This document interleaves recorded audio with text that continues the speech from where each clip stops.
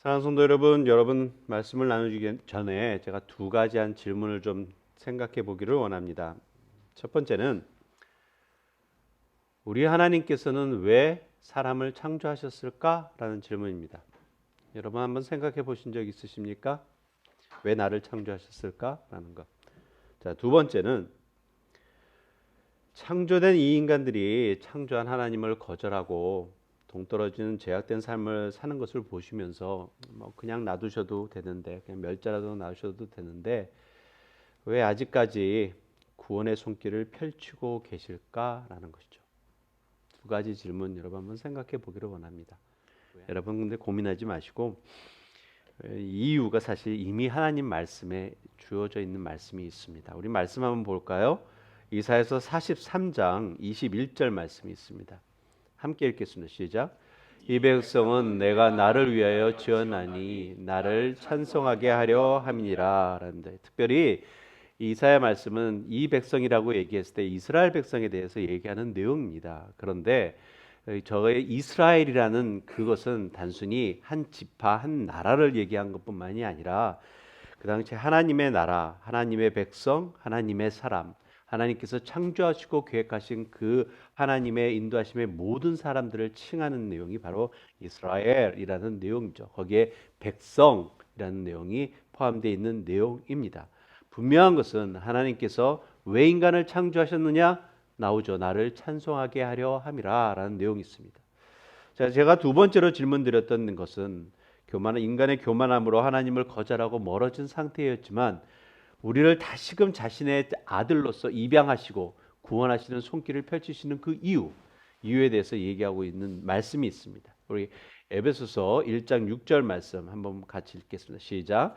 그래서 하나님이 하나님의 사랑하시는 아들 안에서 우리에게 거저 주신 하나님의 영광스러운 은혜를 찬미하게 하려 하십니다라는 말씀이 있습니다. 무슨 말씀이냐면 사랑하시는 아들 안에서라는 것은 우리를 그분을 통해서 구원하신 이유는 영광스러운 은혜를 찬미하게 하기 위해서라는 내용이 있습니다. 우리 다른 한 구절 하나 볼까요? 에베소서 1장 12절 말씀 한번 더 보겠습니다. 이는 우리가 그리스도 안에서 전부터 바라던 그의 영광이 찬송이 되게 하려 하심이라라는 알 수 있습니다. 하나님께서 우리를 창조하시고 구원하신 이유는 우리가 말씀을 통해서 우리가 결론 줄 수 있는 것은 단 하나입니다. 뭐죠? 우리를 통해서 찬양받기 원하시는 것입니다. 즉 우리를 통해서 하나님의 이름이 찬송되게 하기 위해서라는 말씀입니다. 사랑하는 성도 여러분, 우리로부터 찬양받기 원하시는 그분, 우리가 정말 주님 앞에 주님이 원하시는 그러한 삶을 살고 있는지 우리가 좀 생각해 보기를 원합니다. 우리 한 말씀만 더 보겠습니다. 한 말씀만 더 보세요. 우리 베드로전서 2장 9절 말씀. 그러나 여러분은 하나님이 받은 족이요 왕 같은 제사장들이요 거룩한 민족이요 하나님의 소유가 된 백성입니다. 그래서 여러분을 어둠에서 불러내어 자기의 놀라운 빛 가운데로 인도하신 분의 업적을 여러분이 선포하는 것입니다 라는 말씀이 있습니다. 아주 잘 설명되어 있는 내용이죠. 우리들이 어떠한 존재이고 어떠한 삶을 살아야 되는지가 말씀에서 아주 정확하게 클리어하게 선포되고 있는 내용의 말씀입니다. 주님께서 우리들을 불러주시고 하셨던 내용이 주님께 대한 찬양을 우리가 보여주라는 내용인데, 이 주님의 뜻에 정말 본이 되는 성경 인물이 있습니다. 여러분, 성경에 여러 유명한 신실한 인물들이 많이 있죠. 그런데 우리가 조금 전에 우리가 지금 말씀을 통해서 하는 내용들처럼 찬양과 경배에 대해서, 특별히 찬양과 경배라는 것에 대해서 생각할 때 제일 먼저 우리들의 머릿속에 자연스럽게 떠오르는 인물이 있습니다. 여러분 누구라 생각하십니까? 다윗 왕입니다. 예. 여러분 시편이 150편의 시가 있습니다. 그 중에 거의 반이 73편의 시들이 누구가 지었냐면 바로 다윗 왕이 지은 시입니다. 자, 그렇듯 다윗 왕의 삶 속에서는 늘 하나님 앞에 찬양과 경배드리는 그것이 그의 삶에 늘 풍성히 젖어 있는 그런 삶을 살았다라는 내용이죠. 특별히 그의 찬양하고자 하는 그 마음은 특별히 기쁘고 즐거울 때만이 아니라 힘들고 어려울 때, 더 나아가서 정말 고통 가운데 있을 때에도 그가 놓치지 않았던 것이 뭐냐면 하나님을 찬양하는 그 마음이라는 것입니다. 자, 오늘의 본문의 말씀 또한 다윗이 그러한 삶을 아주 잘 증거하고 있는 말씀인데, 그래서 오늘 주신 말씀을 통해서 정말 우리의 삶에 없어서는 안 될 하나님을 향한 경배와 찬양의 삶, 어떻게 행하며 살아야 하는지를 오늘은 한 구절 한 구절 보면서 여러분들과 나누며 그 찬송의 삶이 우리의 모든 삶 속에서 바르게 이루어지기를 예수 그리스도의 이름으로 축원합니다. 자, 오늘 말씀의 배경이 이렇게 시작이 됩니다. 34장 말씀의 시작에 보게 되면, 여러분 성경을 보게 되면 그 앞에 이러한 시다라고 설명되어 있는 내용이 있습니다. 그것이 뭐냐면 다윗이 아비멜렉 앞에서 미친 척 하다가 쫓겨나서 지은 시라고 되어 있습니다. 자, 이 내용의 구체적인 배경이 사무엘상 21장에 있는 내용인데, 그 내용이 뭐냐면 가드 왕 아기스 왕에게 달아났었을 때 한 내용입니다. 자, 근데 이름이 좀 다르죠. 사무엘상에서 21장에는 누구의 이름이 나오면 아기스 왕이라고 얘기를 나오는데, 오늘 본문의 이렇게 앞에 서론을 보면은 아비멜렉 앞에서라는 식의 내용이 나옵니다. 근데 여러분, 그렇다고 다른 것이 아니라, 자, 그 당시에 그 아비멜렉이라는 이름은 아버지가 왕이다라는 뜻입니다. 근데 아비멜렉이라는 그 당시에 블레셋 왕들에게 그냥 그 붙여졌던 칭호입니다. 여러분, 그 애굽 왕들에게 자연스럽게 붙여진 이름의 칭호 여러분 기억하십니까? 애굽 왕들 성경에 여러 번 나오는 왕의 이름이 있습니다. 뭐냐면 바로 왕이라고 얘기를 하죠. 예, 그런 것처럼 블레셋 왕들에게는 그 당시에는 아비멜렉이라는 명칭이 주어졌습니다. 예. 근데 이 사람의 진정한 이름은, 본 이름은 아까 21장에서 나오는 아기스입니다. 아기스 왕입니다. 그래서 같은 동일한 인물이죠. 자, 이때 그 아기스 왕 신하들이 이스라엘 백성들이 다윗을 사울 왕보다 더 높게 찬양했던 내용, 뭐 다윗이 죽은 것은 천천히고 다윗이 죽은 것은 만만이다, 뭐 이런 식으로 했던 그 찬양의 내용을 그대로 아기스 왕에게 전거했습니다. 그랬더니 아기스가 그것을 듣고 난 다음에 이거 위험한 인물이구나 해서 죽이려고 할까봐 다윗이 나름대로 그것에 대한 두려움을 갖고 나름대로 침 질질 흘리면서 미친 척하면서 쇼를 했던 내용입니다.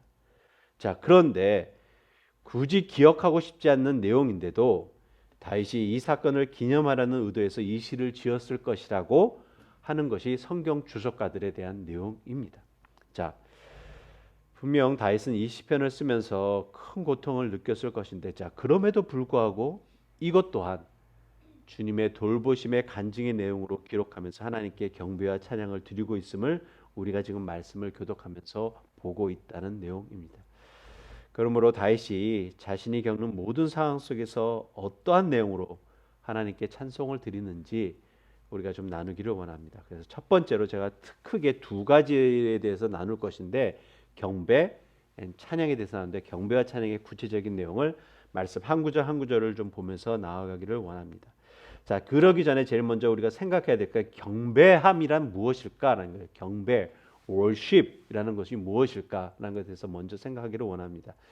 간단히 말씀드리면 경배함이란 하나님의 존재하심 그 자체만으로 찬양을 드리는 것이 경배입니다.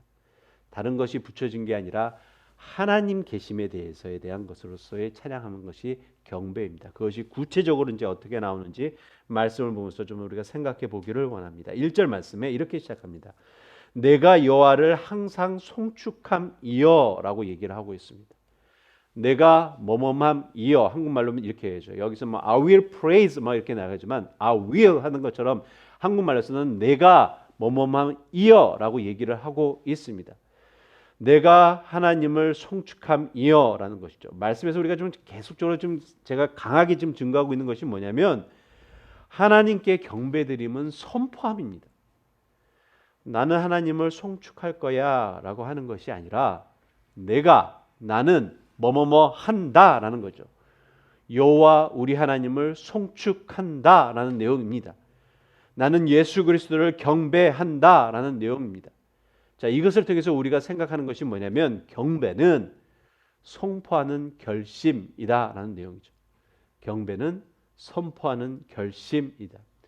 이것이 주어지는 의미가 뭐냐면 다윗은 개인적으로 그리고 자기 스스로가 결심하며 다른 이들을 상관하지 않겠다라는 내용입니다. 즉 자신이 갖고 있는 경배의 대상이 정확하다라는 것에 대해서 말하고 있는 것입니다. 사랑하는 성도 여러분, 우리의 경배의 대상은 오직 한 분입니다. 누굽니까? 우리 여호와 하나님밖에 없습니다. 경배의 대상은 단 하나입니다. 세상에 여러 유명한 사람하고 서로 훌륭한 사람들 많이 있죠. 그러나 그 훌륭한 사람들은 경배의 대상이 아니라 존경의 대상이죠. 그리고 우리가 진정 섬기면서 그분 앞에 겸손히 경배할 수 있는 분은 단 한 분입니다. 여호와 하나님밖에 없음에 대한 내용이죠. 우리는 그 주님만 섬기며 경배 드리는 것입니다. 여러분도 이것에 대해서 벗어나지 않기를 예수 그리스도로 축원합니다. 자, 이 경배의 삶은 말씀에서 지금 얘기하고 있는 것이 어느 한 부분이나 한순간에 머무는 내용이 돼서는 안 된다라고 얘기할 수 있습니다. 그래서 두 번째로 경배에 대한 두 번째의 내용은 경배는 항상입니다. continually라는 내용이죠. 말씀에서 두 번씩이나 반복합니다. 내가 여호와를 항상 송축하며 내 입술로 항상 주를 찬양한다라고 얘기하고 있습니다. 자, 무엇이 다윗의 삶 속에서 무엇이 증거되고 있냐면 모든 상황과 환경 속에서 나는 경배한다라고 얘기하고 있는 것입니다. 내가 아플 때나 슬플 때나 내가 기쁠 때나 즐거울 때나 시련 중에 있든지 시련 밖에 있든지 내가 혹은 두렵고 어두운 밤에 있는다 할지라도 내가 하나님께 경배드리는 것은 변하지 않는다라는 것을 이가 선포하고 있다라는 말씀입니다. 이것이 실천적으로 고백과 함께 이루어지는 것이 바로 내 입술로 항상 주를 찬양한다라는 것입니다. 여기서 우리가 주의 깊게 생각해야 되는 것이 다윗이 하나님께 드리는 그 경배 드리는 그 마음이라는 말씀입니다. 사랑하는 성도 여러분, 이 다윗의 경배 삶의 신앙이 우리 삶 속에 바르게 적용돼야 될 줄로 압니다. 그렇게 되면 분명 우리의 삶 자체가 달라집니다. 쉽게 말씀드리면 우리들의 마음과 입술이 항상 주님께 대한 경배의 찬양으로 가득한다면 여러분 우리의 삶은 변할 것입니다. 하나님에 대한 불평이나 사람에 대한 험담 또한 자연스럽게 여러분 사라질 것입니다. 여러분 다시 한번 우리가 좀 점검해 보기를 원합니다. 말씀에서 내가 여호와를 항상 송축하고 내 입술로 항상 주를 찬송한다라는 이 고백이 여러분들의 삶 속에서 이루어진다면, 저와 여러분들의 삶 속에서 이루어진다면 과연 삶이 어떻게 변할까? 여러분 한번 생각해 보기를 원합니다. 스펄전 목사님이라고 유명한 목사님이 계셨죠. 이분이 하신 말씀 중에 이런 말씀이 있습니다. 하나님은 마음으로 드리는 찬양과 입으로 바라는 찬양을 받기 합당하시다. 골방에서는 좋은 생각을 품고 세상에 나가서는 좋은 말을 하자. 골방에서는 나쁜 생각을 품고 세상에 나가서는 좋은 말을 하자. 이게 안 됩니다. 사랑하는 성도 여러분, 우리들의 입술과 마음의 말에 대해서 좀 이 시간 좀 점검해 보기를 원합니다. 나는 과연 주로 어떤 말을 자주 하고 있는지, 여러분의 입술의 고백 속에서는 내가 어떤 식의 말을 하고 있는지, 내 마음 속에서는 어떤 마음을 품고 있는지 여러분 한번 좀 생각해 보기를 원합니다. 우리의 찬양의 가사 속에 또한 말씀 속에 이런 것이 있죠. 내 입의 말과 마음의 묵상이 주께 연락되기를 원합니다라는 그런 내용의 말씀이 있습니다. 우리 가끔가다 찬양으로 고백드립니다. 내 입의 말과 마음의 묵상이. 여러분 좋죠. 하나님 앞에 연락드리는 거 참 좋죠. 그런데 문제는 내 입의 말과 마음의 묵상이 어떤 것이냐는 거죠. 이것에 대해서 여러분 생각해 보기를 원합니다. 그렇다 보면 우리는 이 말씀에 대해서 상당히 고심하게 됩니다. 여러분들이 갖고 있는 마음, 여러분들이 입술로 자주 고백하고 있는 그 내용이 하나님 앞에 연락되기를 원한다라는 것이 정말 쉽게 내려지는 내용일까 생각해 보기를 원합니다.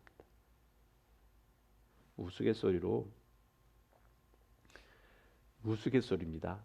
그렇게 진정 있었던 얘기가 아니기를 바라는 우스갯소리입니다. 한국에서 집안에서 이제 가끔가다 신방 같은 것이 있지 않습니까? 그런데 이 부모가 부모들끼리, 그러니까 부부끼리 얘기들 속에 그 장로는 참 나쁜 장로야 뭐 이런 식의 얘기를 자주자주 했었다라고 합니다. 그랬더니 아기들이 얘기를 들었습니다. 자, 그런데 문제는 이제 신방 오게 되면 이제 목사님과 때로는 장로님이 이렇게 함께 오실 때가 있죠. 그럴 때 이제 이게 뭐 이런저런 얘기하다가 그 장로님이 오신대라고 얘기를 했는데 그 장로님이 들어오는 걸 보고 자녀가 저 XX 오셨어 이렇게 얘기했대요. 누구한테 들어서 그럴까요? 네. 부모가 얘기하는 얘기를 들은 것이죠. 부모의 마음의 그 묵상이 자녀들을 통해서 선포되는 내용입니다. 여러분 안 그럴 거라 자신하지 마시기 바랍니다. 여러분들이 자녀들에게 내가 자녀에게 얘기하지 않는다 하더라도 나의 나쁜 말이나 나의 마음에 있는 그런 모든 것들이 전가된다라는 내용이죠. 그런데 그것이 무서운 게 뭐냐면 하나님이 들으신다라는 내용입니다. 내 입의 말과 묵상이 주께 연락되기를 원한다라는 것입니다. 그러지 마시기를 예수 그리스도로 축원합니다. 우리 모두가 그러지 않기를 원합니다.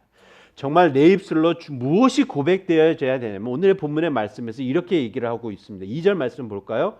2절 말씀에 내 영혼이 여호와를 자랑하리니 이것이죠. 내 영혼이 여호와를 자랑하리니.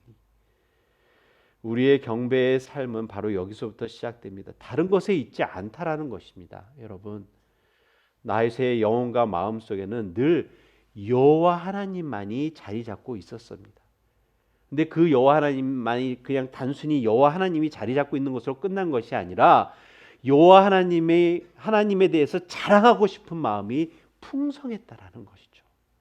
그분의 인격, 그분의 성품, 그분의 언약, 하나님께서 역사하시는 그 모든 사역들, 수많은 사역들에 대해서 그냥 다윗은 자랑하고 싶은 것이 그 마음속에서 풍성했다라는 것입니다. 그래서 얘기했던 것이 내 영혼이 여호와를 자랑하리니라고 얘기하고 있는 것입니다. 다윗은 마냥 자랑하고 싶었던 것입니다. 그러므로 경배란 이거죠. 자랑한다라는 내용입니다. 자랑합니다. 그래서 이 자랑하는 마음이 생기면 그것이 자연스럽게 우리들의 삶 속에서는 무엇으로 나타나냐면 전도하고자 싶어하는 마음이 있습니다.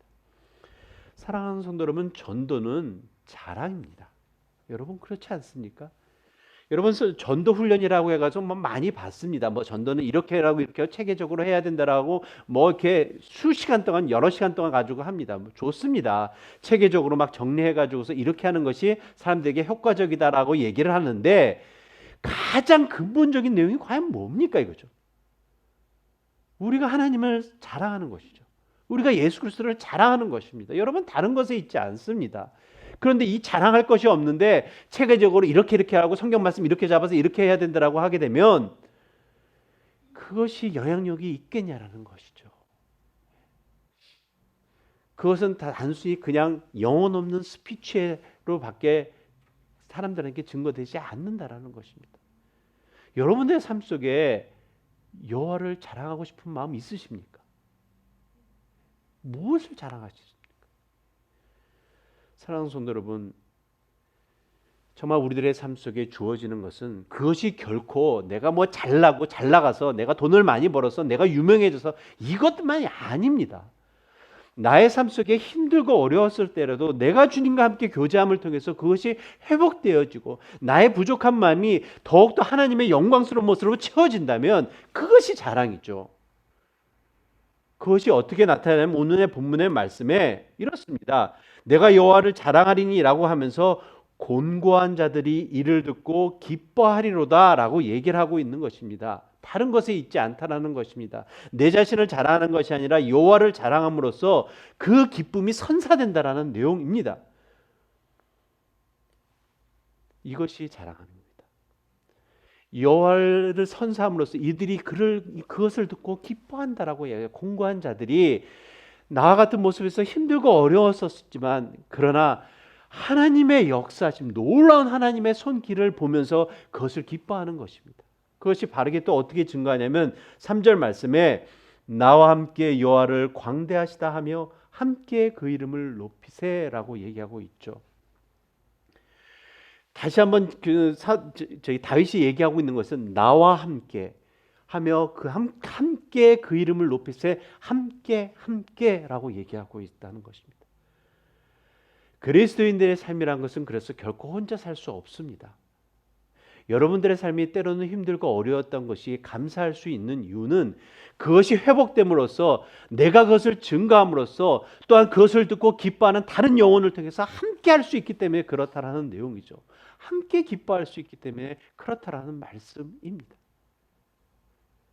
그러므로 교회는 하나여야 된다는 것이죠. 함께함으로 이루어지는 모습이 되어야 된다는 말씀입니다.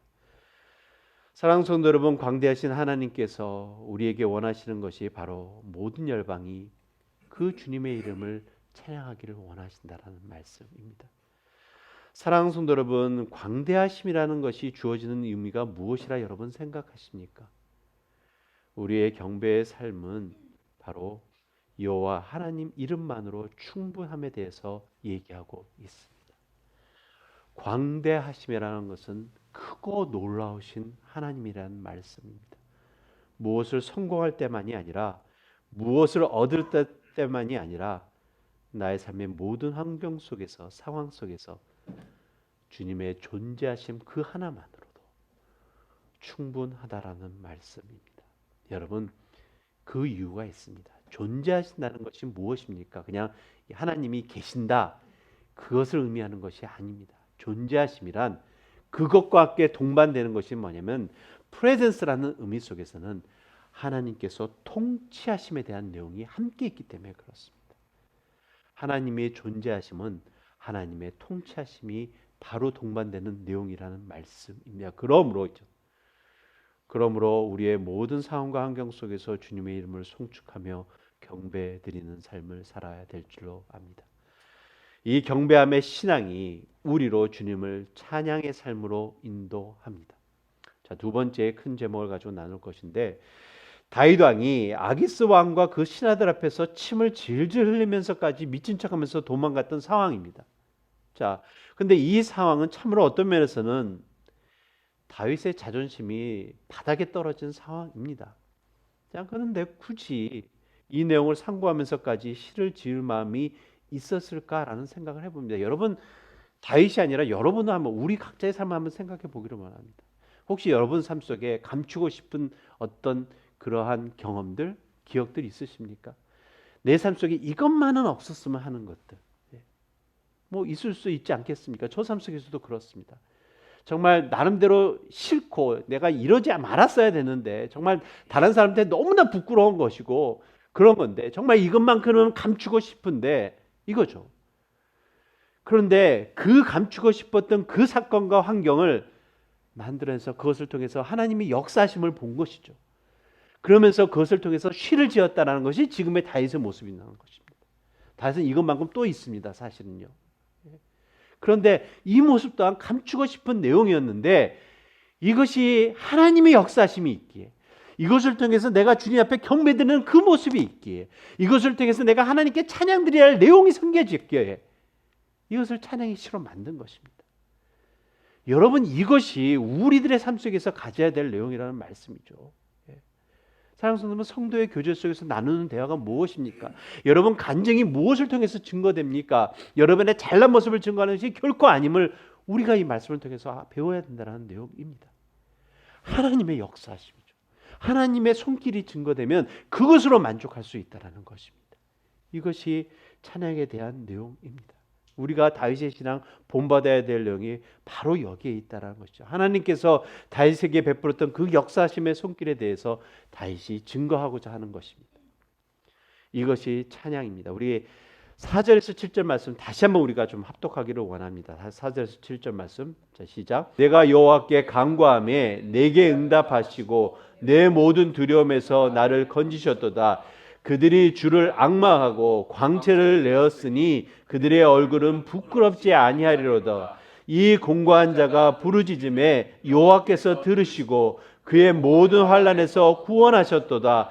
여호와의 천사가 주를 경외하는 자를 둘러 진치고 그들을 건지시는도다. 우리가 말씀을 읽으면서 알 수 있는 것은 4절부터 7절까지의 내용은 우리의 삶의 구원자 되시는 주님을 찬양하는 내용입니다. 자, 그 내용을 보면서 다윗이 어떠한 모습을 가지고서 찬양하는지에 대해서 우리가 어떻게 찬양하는지에 대해서 좀 구체적으로 좀 알기를 원합니다. 그 첫 번째 내용이 뭐냐면 다윗은 어떠한 상황인지에 대한 상황 설명보다도 우리 하나님은 어떠한 분이신 거에 대해서 다시 한번 얘기를 하고 있습니다. 그것이 첫 번째가 뭐냐면 구원의 간구를 들으시고 기도에 응답하시는 분이심에 대해서 얘기하고 있습니다. 기도에 응답하심에 대해서 다윗은 찬양하고 있다라는 내용입니다. 내가 여호와께 구하매 내게 응답하시고 라는 내용이 있습니다. 다윗이 사람들 앞에서 미친 척하면서 구한 기도의 내용 속에서도 하나님께서는 들으셨다라는 내용입니다.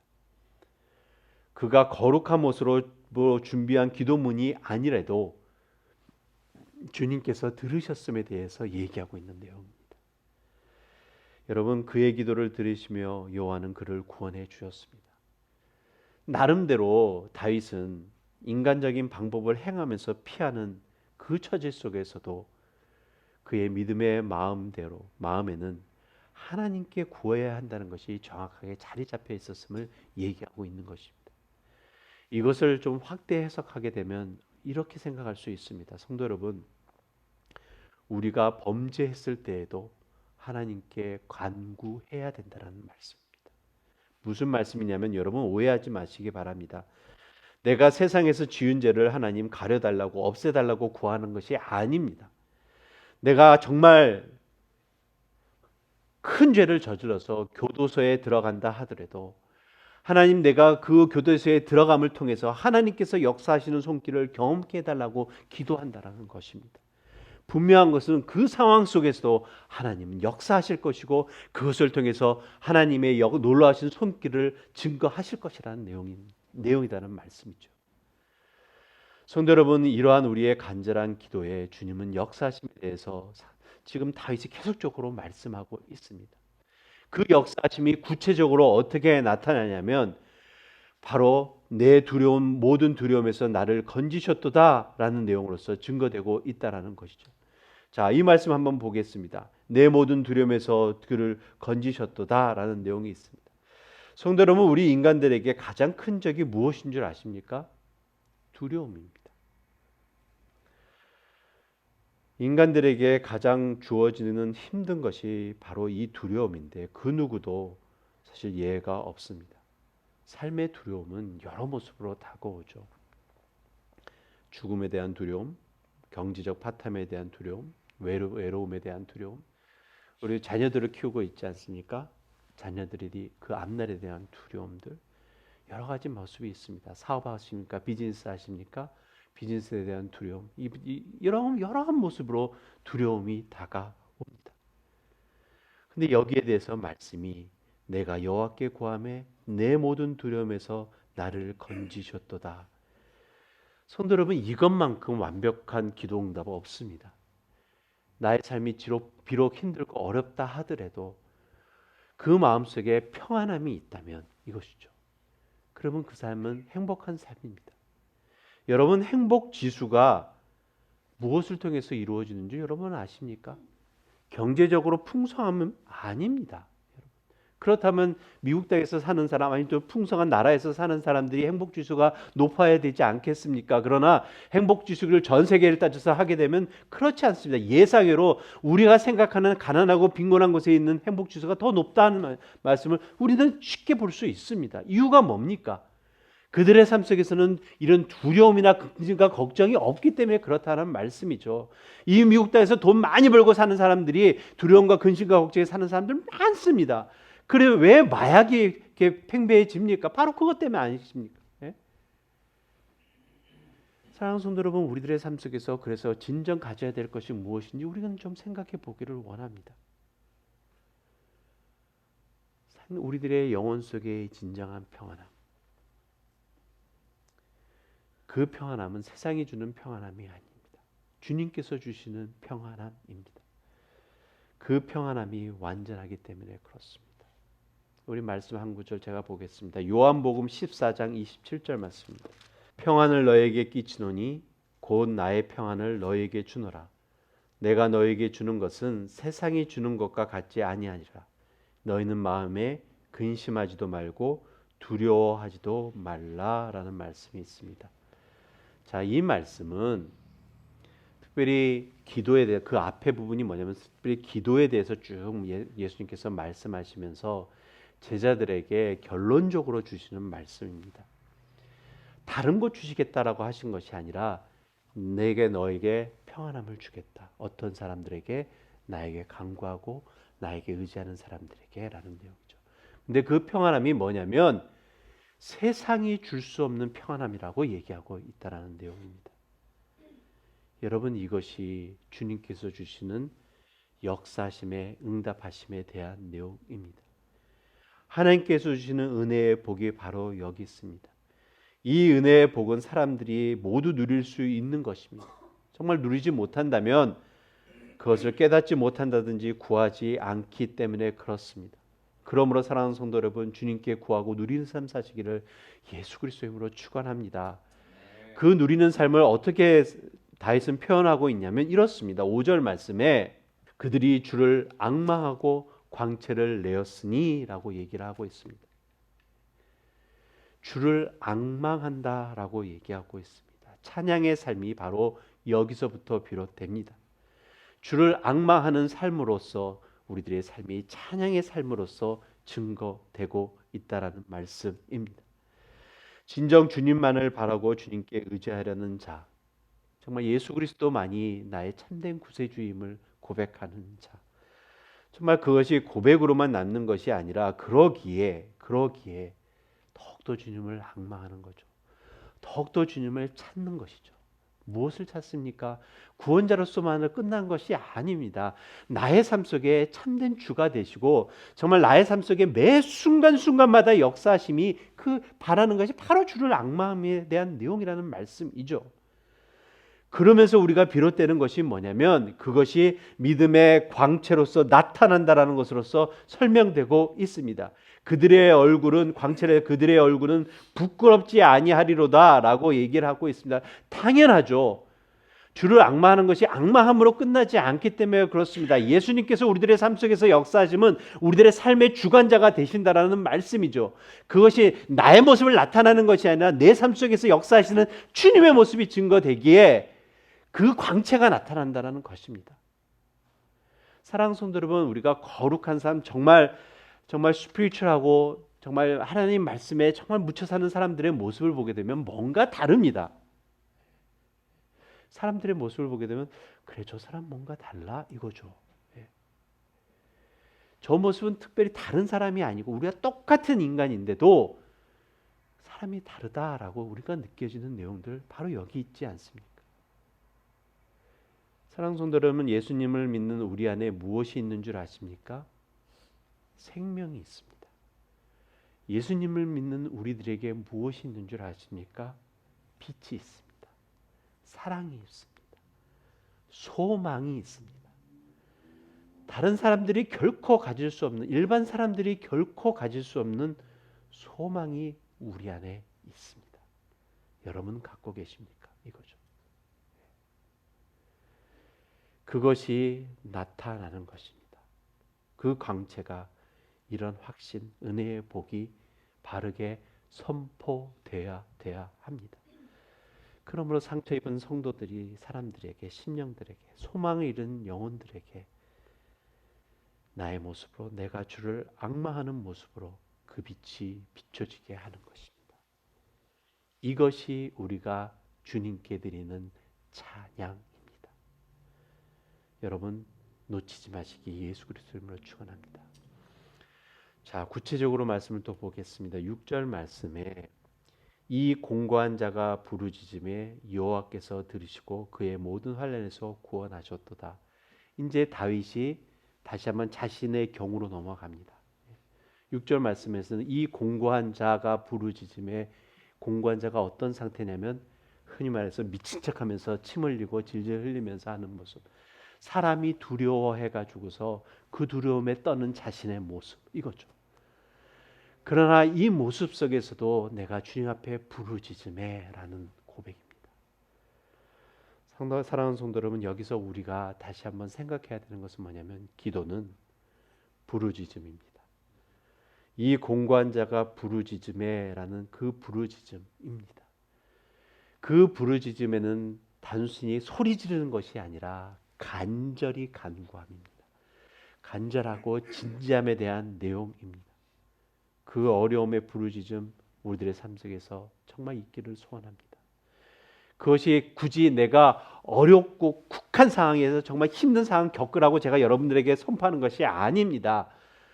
우리의 기도의 모습에는 이토록 좀 간절함이 있어야 되지 않겠습니까? 기도합시다.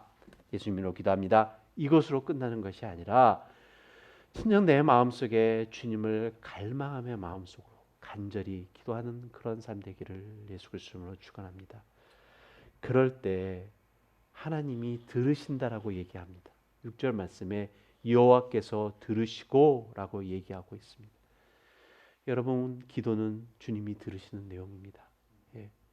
그러기에 하나님께서 들으심의 그 기도에 우리의 간절함이 있어야 됩니다. 또한 그 들으심은 단순히 하나님 그래 네 기도 들었다 이것으로서 끝나시는 내용이 아니라는 내용입니다. 그저 여호와께서 들으신다라는 말씀 속에서는 하나님께서 역사하신다, 구원이 임하신다라는 뜻하고 같은 것입니다. 그래서 말씀에서 뭐라고 얘기하냐면 그의 모든 환난에서 구원하셨도다라고 얘기하고 있다라는 말씀입니다. 하나님께서 들으신다라는 것은 단순히 내가 너의 기도 잘 들었다라고 끝내지 않음을 여러분 기억하시기 바랍니다. 그래서 우리 모두가 정말 간절히 기도하는 그런 삶 살기를 예수 그리스도로 축원합니다. 그래서 우리가 계속적으로 중보기도라고 얘기하는 것이 여기에 있습니다. 우리가 지금 계속적으로 우루과이에 위해서 기도하고 있습니다. 그 우루과이에서 중보기도하는 이유가 무엇입니까? 그냥 우리끼리 기도하라고 끝나는 거 아닙니다. 우리의 기도가 간절한 기도가 되어야 됩니다. 그렇다면 그 기도의 역사함이 우루과이에서 일어날 것입니다. 그렇지 않습니까? 우크라이나에서 일어나는 그 모든 것들이 우크라이나의 삶 속에서 여러 빚어지는 그 모든 것들이 간증함으로 계속적으로 나오고 있는 사실 여러분 아셔야 됩니다. 하나님께서 이렇게 우크라이나에 역사하셨다라고 하셨던 내용들 우리는 기억해야 됩니다. 이것이 단순히 이루어진 것입니까? 아닙니다. 분명한 것은 그곳에 있는 영혼들이 또한 그 우크라이나를 위해서 기도하는 수많은 영혼들의 응답의 모습이 바로 여기서 증거되고 있음을 우리는 기억해야 된다는 말씀이죠. 그러기에 간절함의 기도가 이루어져야 됩니다. 그것이 어떻게 정확히 역사하냐면 7절 말씀 좀 보겠습니다. 여호와의 천사가 주를 경외하는 자를 둘러진치고 그들을 건지시는도다 라는 내용이죠. 여러분, 이것입니다. 사랑하는 성도 여러분, 하나님께서 역사하십니다. 우크라이나에서 주님께서 역사하실 것입니다. 예. 그러기에 우리는 간구합니다. 이것이 우리들의 삶 속에서도 마찬가지입니다. 사랑하는 성도 여러분, 우리가 경배와 찬양은 바로 여기에 있습니다. 우리가 찬양 드리고 경배 드리는 것, 교회에서 우리가 진정한 예배를 드리는 것, 강대상에서 목사가 그냥 단순히 외치는 소리가 아닙니다. 결국에는 우리 각자의 삶 속에 하나님께서 이렇게 역사하심에 대한 내용입니다. 그러므로 사랑하는 성도 여러분, 여러분의 경배와 찬양이 정말 진실된 경배와 찬양이 되기를 예수 그리스도로 축원합니다. 여러분, 우리 광대하신 하나님 앞에 찬양을 드리는 것입니다. 놀라우신 하나님 앞에 우리가 경배를 드리는 것입니다. 그렇다면 우리가 고백하는 찬양의 가사 한 가사 한 가사 한 가사가 진정한 고백이 되어야 될 줄로 압니다. 여러분, 놀라운 찬양을 들으시게 되면 우리는 감격하게 됩니다. 그렇지 않습니까? 여러분, 놀라운 콘서트 가시게 되게 되면 와, 어떻게 저렇게 할 수 있을까? 우리는 그럽니다. 그래서 수많은 사람들이 돈 내면서까지 그 훌륭한 콘서트 찾아갑니다. 예. 제가 며칠 전에 있었던 내용입니다. 여러분, 제가 자주 듣는 노래들, 이렇게 가수들의 내용이 있습니다. 저희 집에서도 자주 듣고 저희 와이프도 저희 이분 예림이도 자주 듣는 내용들이 있는데 여러분도 한번 들어보시기 바랍니다. 포레스텔라라는 그룹입니다. 남성 그룹입니다. 사중창 한국에 있는 정말 잘합니다. 네 사람 다 정말 잘합니다. 그 중에 한 사람이 더 유명해진 것이 뭐냐면 목사 아들인데 유명하신데 근데 그분이 그 아들이 김연아라고 결혼한 사람입니다. 예. 예. 놀라운 아주 베이스 성악하는 사람인데 뭐 구체적인 그 사람의 결혼 얘기는 제가 얘기할 게 없는데 근데 이 네 사람이 프레스텔라라는 그룹인데 올해 한 2, 3년 전부터 이렇게 계속적으로 활동했던 영역인데 정말 잘합니다. 근데 이제 그것을 유튜브를 통해서 듣는데 유튜브를 통해서 요즘 그런 거 있잖아요. 노래를 듣게 되면 이렇게 피드백 해가지고서 크리틱 해가지고서 하는 사람들 리액션 하는 거에 대해서 나오는 내용들인데 뭐 보컬 트레이닝이라든지 여러 외국인들이 그런 노래를 들으면서 정말 흠없이 다 잘한다라고 얘기를 하면서 얘기하는 것들이 뭐냐면 그 사람들 노래를 들으면 이렇게 소름이 끼친다라는 내용을 얘기를 해요. 근데 저는 사실 이렇게 그냥 보통 유튜브 이렇게 귀를 뚫고 들을 때 별로 그걸 못 느꼈는데 어저께인가 우리 애들하고 저희 와이프하고 같이 차를 타고 가면서 차에서 한번 내가 소개하면서 이 노래 한번 들어보자라고 했었어요. 그런데 노래를 이제 차에서 하니까 좀 더 크게 웅장하게 좀 듣게 됐는데 진짜 저도 이렇게 소름이 쫙 돋더라고요. 아, 이런 기분이구나라는 것을 했었어요. 소름이 돋을 정도로 와, 정말 잘한다, 정말 멋있다라는 것에 대해서 느꼈는데 그러면서 제 마음속에 한켠에 무슨 생각이 들게 되냐면 우리가 하나님 앞에 찬양할 때의 그 모습은 이 생각이 들었습니다. 그죠? 진정한 소름을 끼칠 정도로 우리가 주님 앞에 진정한 찬양의 모습에 대한 내용을 드리고 있다라는 것이죠. 광대하신 하나님, 놀라우신 하나님이라고 우리는 말은 그렇게 얘기를 하는데 진정한 삶 속에서의 고백은 그렇게 하고 있나라는 생각을 다시 한번 해보게 됐습니다. 사랑하는 성도 여러분, 우리의 삶 속에 드려지는 경배와 찬양이 진정 주님 앞에 바르게 드려지는 삶 되기를 소원합니다. 이 역사함은 다른 것에 있지 않습니다. 그냥 갑자기 나오지 않습니다. 하나님과 우리 광대하신 그 여호와 하나님과의 깊은 교제 속에서 이루어지는 내용입니다. 계속적으로 말씀에서 얘기하고 있는 것이 뭐냐면 찬양은 하나님께서 우리의 삶의 역사심에 대한 내용에 대한 감사드림에 대한 내용입니다. 그 역사심을 우리가 바르게 깨달아 알려면 무엇이 우리의 삶 속에서 바르게 이루어져야 합니까? 앞서 말씀드린 것처럼 기도의 삶입니다. 기도는 하나님과의 우리와의 호흡과 같은 교제입니다. 계속적으로 이루어지는 교제입니다. 다윗의 찬양의 시가 바로 이것을 증거하고 있습니다. 말씀을 마무리합니다. 사랑하는 성도 여러분, 저와 여러분의 삶이 정말 주님이 기뻐 받으시는 경배와 찬양의 삶 되기를 기도합니다. 우리 여호와 하나님은 모든 피조물들을 통해 경배 받으시기에 합당하신 분이십니다. 하나님의 존재하심만으로 우리는 그분께 경배를 드려야 될 줄로 압니다. 또한 우리의 하나님은 우리의 기도를 들으시는 분이십니다. 우리가 주님을 더욱더 앙망하며 기도할 때 그 역사하심의 손길에 우리가 찬양을 드립니다. 사랑하는 성도 여러분, 우리가 주님 앞에 찬양 드릴 이유 너무나 많습니다. 우리가 다시 한번 다른 거 생각하기 전에 올해 한 해를 한번 좀 되돌아보기를 원합니다. 이제 연말이니까 연말이 가까워지고 있으니까 자연스럽게 우리가 다시 한번 한 해를 되돌아보게 됩니다.